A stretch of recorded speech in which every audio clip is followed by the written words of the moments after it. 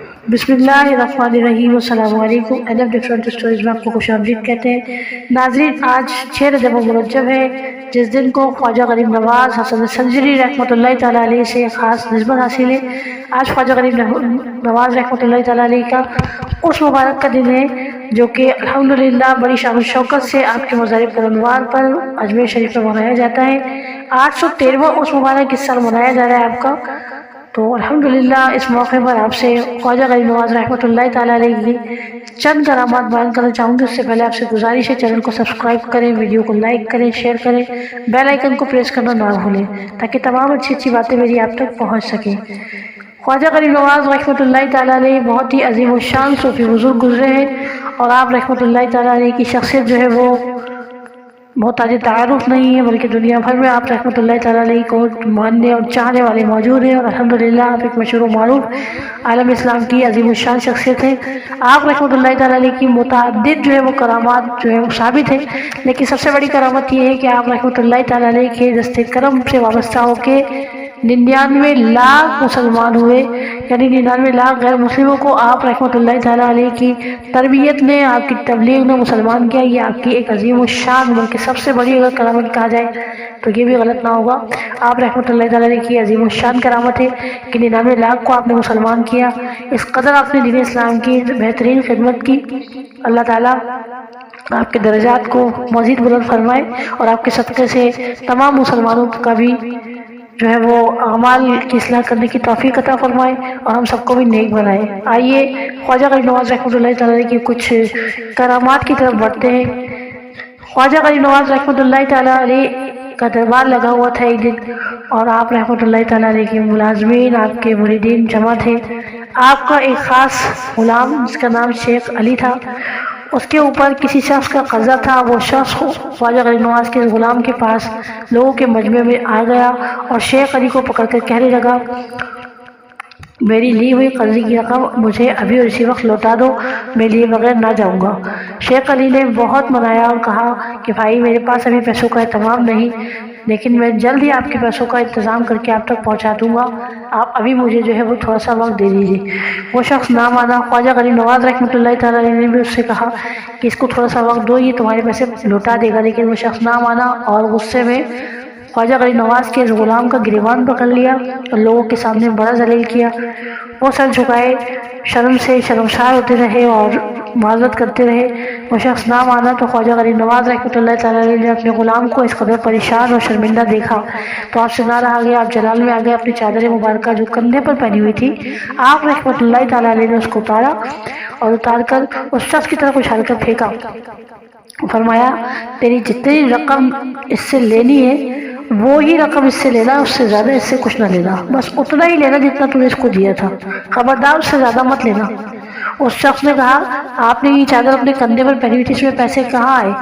آپ رحمۃ اللہ تعالیٰ نے فرمایا، اپنے کام سے کام رکھو اور چادر کھول کر اس میں سے جو لینا ہے، جتنا تمہارا بنتا ہے وہ لو اور جاؤ۔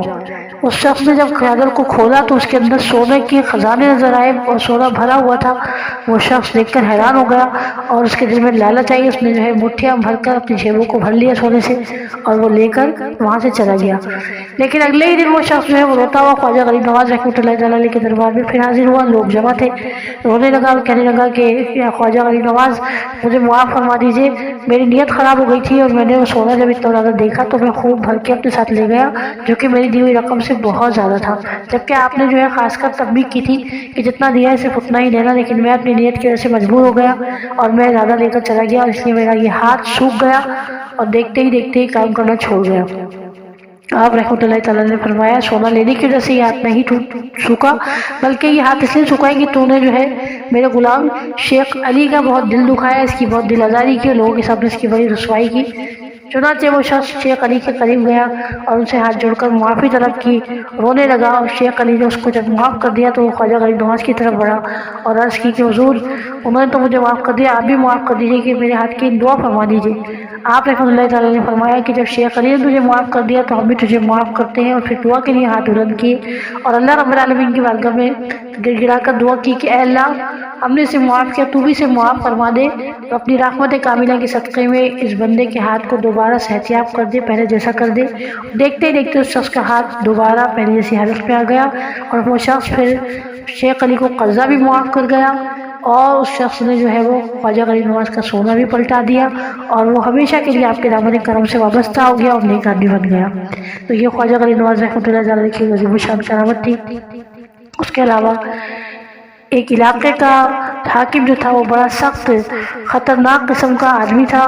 اور ایک لڑکے کے اوپر جھوٹا الزام لگا دیا گیا، اور اس الزام کی وجہ سے اس شخص نے اسے بے قصور پھانسی کا حکم دے دیا، اسے لڑکے کو پھانسی دے دی گئی۔ جب پھانسی دے دی گئی تو اس کی ماں کی سمجھ میں کچھ نہ آیا، اس نے سنا تھا کہ خواجہ غریب نواز علاقے میں تشریف لائے ہوئے ہیں۔ وہ آپ رحمۃ اللہ تعالیٰ علیہ کی اس مقام پر پہنچ گئی جہاں آپ تشریف رکھتے تھے، اور رونے لگی اور عرض کی کہ خواجہ غریب نواز میرے ساتھ بہت زیادہ خطرناک معاملہ ہوا ہے، میرے بیٹے کو بے قصور پھانسی دے دی گئی ہے۔ آپ نے فرمایا تیرا بیٹا بے قصور تھا؟ کہنے لگی ہاں خواجہ غریب نواز میرا بیٹا جو ہے وہ بالکل بے قصور تھا، اور بے قصور کو پھانسی دے دی گئی ہے، اس کی میت گھر پر رکھی ہوئی ہے، میں اسے دیکھنے کی طاقت نہیں رکھتی، آپ کرم فرمائیے۔ وہ رونے لگی اور گڑگڑانے لگی۔ اس کا رونا دیکھ کر خواجہ غریب نواز اس کے ساتھ تشریف لے گئے۔ بیٹے کے جنازے کے قریب جا کے آپ نے اپنا عصا مبارک جو ہے وہ اس لڑکے کے قدم کو لگایا اور کہا کہ اگر تو بے قصور مارا گیا ہے تو اٹھ اللہ کے حکم سے۔ آپ نے فرمایا اور وہ لڑکا دوبارہ زندہ ہو گیا۔ سبحان اللہ، یہ بھی خواجہ غریب نواز رحمۃ اللہ تعالیٰ کی ایک عظیم الشان کرامت تھی کہ آپ سے مردہ زندہ کرنا بھی ثابت ہے۔ اور خواجہ غریب نواز کی تو متعدد کرامات ہیں، لیکن ہمارے پاس چونکہ وقت جو ہے مختصر ہوتا ہے، آپ اتنی لمبی ویڈیو سنتے نہیں ہیں اور آپ لوگ بھی بیزار ہو جاتے ہیں اور پھر ویڈیو جو ہے اسکرپ کر کے چھوڑ دیتے ہیں، اس لیے بس اسی پر بات کا اکتفا کروں گی۔ آج 6 رجب المرجب ہے، خواجہ غریب نواز رحمۃ اللہ تعالیٰ علیہ کی چھٹی شریف کا دن ہے، جس کو آپ کا عرس مبارک کہا جاتا ہے۔ تو آپ بھی اپنے گھروں میں خواجہ غریب نواز کے سارے ثواب کا اہتمام کریں، قرآن خوانی کے ذریعے، نعت خوانی کے ذریعے، کوئی لنگر وغیرہ پکا کے غریبوں میں تقسیم کریں، اور اس طرح آپ خواجہ غریب نواز رحمۃ اللہ تعالیٰ کو سارے ثواب کر کے ان کے وسیلے سے اللہ تعالیٰ سے دعائیں کریں تو انشاءاللہ ہم کو بھی برکت نصیب ہوں گی۔ اللہ تعالیٰ ان کے صدقے سے امت مسلمہ کی حفاظت فرمائے،